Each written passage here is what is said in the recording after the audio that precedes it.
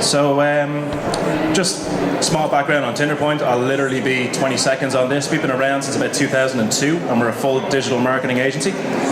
So what I want to cover today really is just to go through a few myths in relation to content marketing and why you should be employing it, but more so give you a couple of tips to walk away with that you can actually activate today. I'd be remiss if I didn't include some sort of stats, being from a marketing agency. So just want to look at the trends of content marketing for 2016. Content Marketing Institute did a survey earlier on this year, and what they found was that when they interviewed and surveyed probably a couple of hundred marketeers, they were saying that content marketing was in their top tactic that they were going to be executing on an ongoing basis. Now, this is up a huge amount of points over the last number of years where they've conducted the same survey. When we drill down into that a little bit further, what we can see are the different formats that are actually going to be prevalent in terms of what people are going to execute. So, for instance, photos are going to increase by 12%, videos 10%, infographics 10%, YouTube 13%, and promoted posts 30%. So you can probably see a trend here in terms of the different formats. They're all visual, every one of them. And an awful lot of people, when they think about content marketing, they think about reams and reams and reams of words. And we just don't have the attention span to be able to read article after article after article. So it's very important that you take this in terms of looking at what people are actually wanting when they're looking at content marketing. The promoted posts one is very important. You probably heard the term inbound marketing. I know that it was just talked about there as well. And inbound marketing really was kind of coined from HubSpot years ago. But what HubSpot and what other inbound marketing agencies don't say to you is you can create the content, but don't expect people to just find it. You have to let them know that it's actually there. So that's a case of advertising your content on social, advertising your content on Google, and a number of different tactics and channels across it. So HubSpot themselves, they coined the phrase inbound marketing, but they advertise all their content. So this isn't something new. It's just that an awful lot of people mix up what they should and they shouldn't be doing. When we drill down even further, we could see that the top content marketing tactic usage, number one, social media, number two, emails. And you've probably heard, or you're thinking to yourself, well, email is dead. It isn't, in fact. Email is very much alive, and it's one of the most powerful tools any marketeer actually has in their arsenal. And when we look at the top 5 challenges in terms of content marketing, the biggest one that was coming out on top was actually looking at producing engaging content. So how can you engage your prospects and your customers on an ongoing basis? How can you attract them to your site? And then when you're talking to C-level or you're talking to the board internally, how do you justify the return on investment for content marketing itself? So the one thing that I'll say to you from the offset, just to get rid of it, is content marketing is a marathon. It's the long game. It's the one that you want to be investing in over a long period of time to nurture your prospects, nurture your leads. Advertising campaigns, as an agency, we could have an advertising campaign up and running in 2 hours. No problem whatsoever. Including all the graphics and everything else and hitting across multinational levels. But content marketing is a different beast altogether. So, just to get into 7 myths. So when you look at content marketing, you're probably thinking to yourself, well, you know, it's easy. You just blast out a whole load of blogs, a whole load of articles, a whole load of emails, and then leave it at that and that's it. And of course, we'll get a huge amount of sales from it. But that's actually not the case.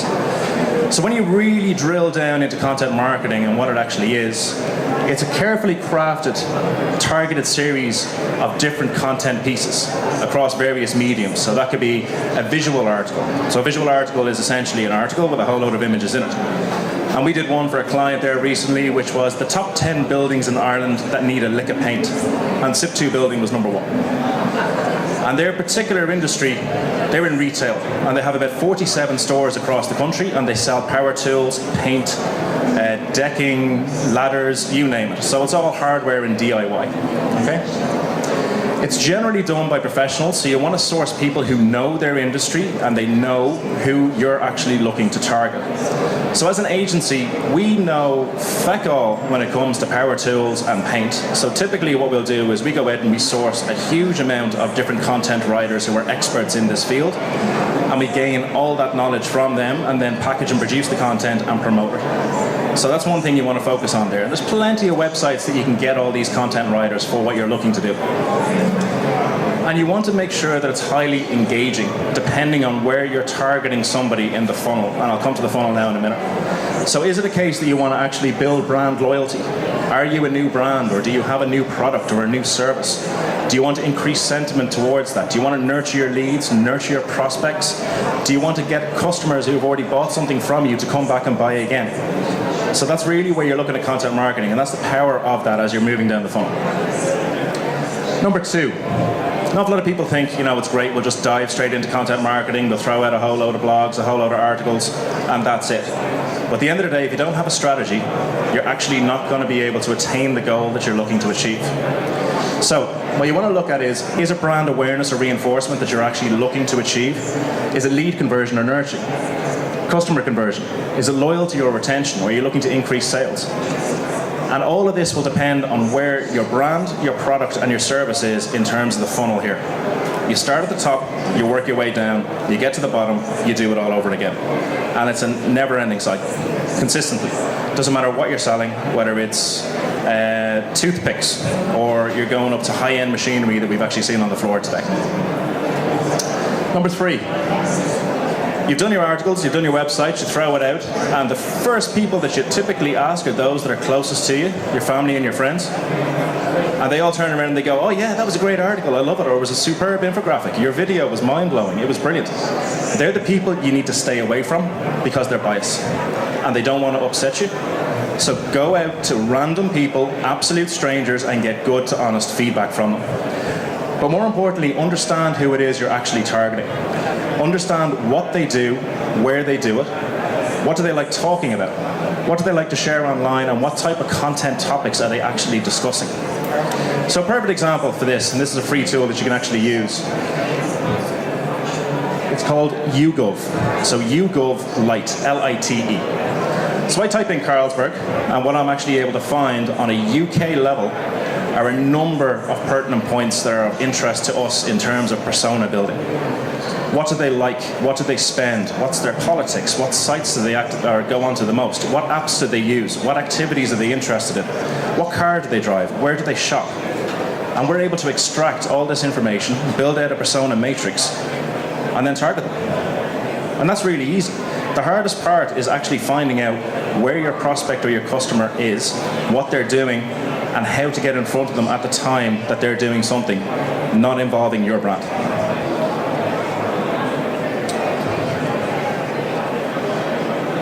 Number four.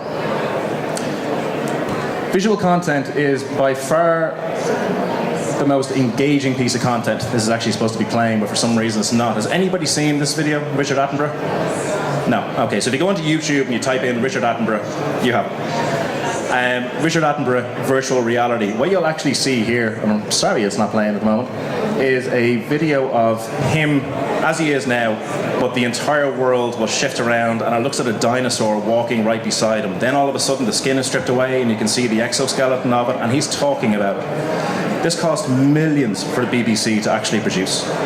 But you don't have to go to this kind of level. What you need to understand is that when it comes to content, people take in visual content a hell of a lot more than they do written words and 1,200 word articles. And there's a stat that we actually have internally, and this is used by a huge amount of agencies. The most amount of time that articles are read is when somebody is in the bathroom. That's a fact.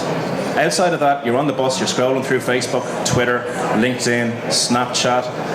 Not many people read a huge amount of articles on a continuous basis. But if you look at the content that we personally digest, it's YouTube videos. If you look at Facebook, the videos are now playing automatically within Facebook. Those who are very smart and they're putting videos up on Facebook are actually including subtitles because they know that those who are in work and watching this content aren't able to actually turn the sound on. So take into consideration those little things when you're looking at your content and your formats. If you were to stick the word video into an email subject line, and we've looked at these stats, you'll get 19% more open rates on that email alone, just by putting the word video in. Shoppers who view videos online on a website are nearly 2 times more likely to buy a product from that website than viewing the same website without any video content whatsoever.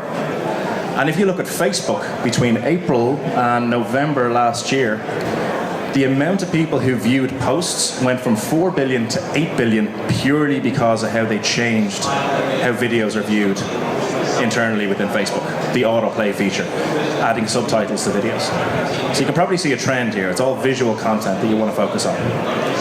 And 50% more posts are open on Facebook when they have a video than those that don't. So when you see all those rants of your friends and they're going on about this, that, and the other, and the really, really long texts, just to let you know, if you click more, you're actually engaging with that particular person, and you're going to see more of those posts coming up on a frequent basis.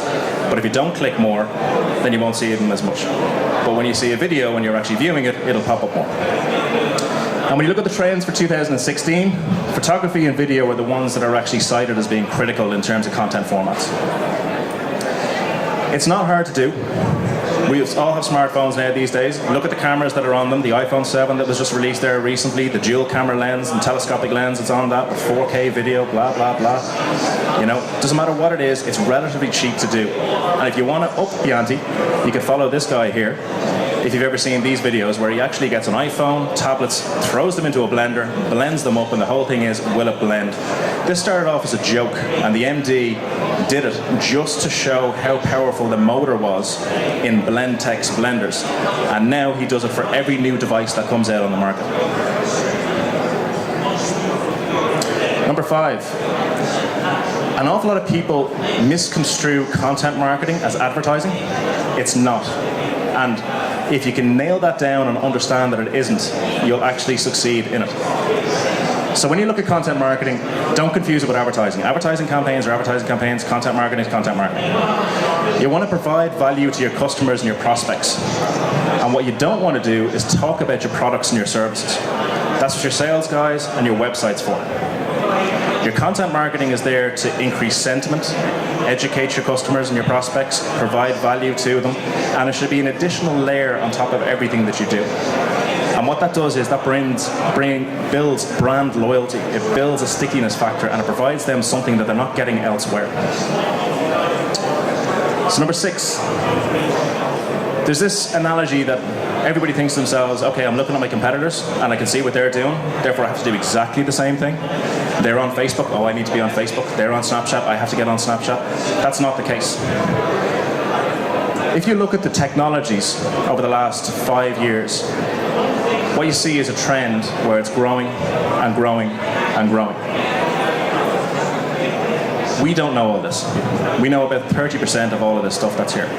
And nobody in their right mind, whether you're a CMO, marketing director, marketing manager, marketing or managing director, or even in an agency, is going to use all of these platforms.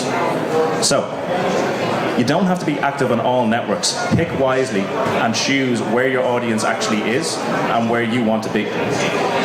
Pick something that actually suits your brand, your service, and your product best, and experiment with different formats. Snapchat, for instance. Out of curiosity, anybody here use Snapchat?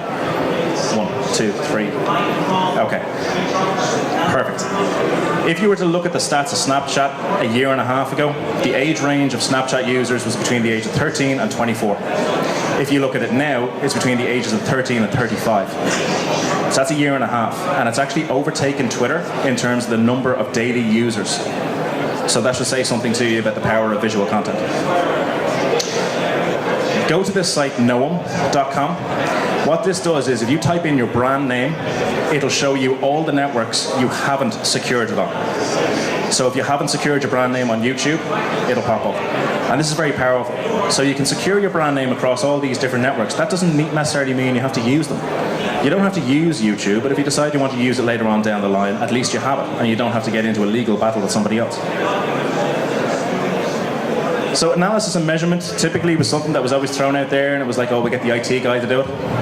But if you're not actually looking at this on a daily basis, you're going to fail in everything that you do, and that goes across all digital marketing, content marketing, social media, advertising, all of it. So what you want to do is use effective measurement tools. Google Analytics was mentioned in the last talk. That's the very first thing that you should be looking at on a daily basis. But don't expect everything to change from day to day. Realistically, you want to be looking at it over a 2 to 4 week period and making additional shifts here and there. So look at split testing in terms of your landing pages. Is your call to action action button on your website in the right place. We read left to right. Is your call to action button over on the right-hand side? Is that the last thing they're going to see, or is it the first thing they're going to see? So take that into consideration. You want to look at it for each medium. Facebook has superb analytics. Twitter, not so much. Facebook's targeting profile for advertising is the best of anything out there, including Google. And it's also the cheapest. So out of the 3 social networks, LinkedIn is the most expensive, Twitter second, and then Facebook is the cheapest. YouTube. If you don't know how to do any of this, go on to YouTube, look at a whole lot of training videos, invest a few hours, and actually get the return on it. And when you finish the campaign, get all the stakeholders around and digest it. Go through everything, do a debrief, improve, develop from what you've actually learned, and do it all over again. So, in summary, understand what's required, plan your strategy, you need to understand your audience, mix up the content, don't be boring, go visual, ensure you're providing value to your audience, understand the different tactics that are available to you, analyze, debrief, repeat. That's it.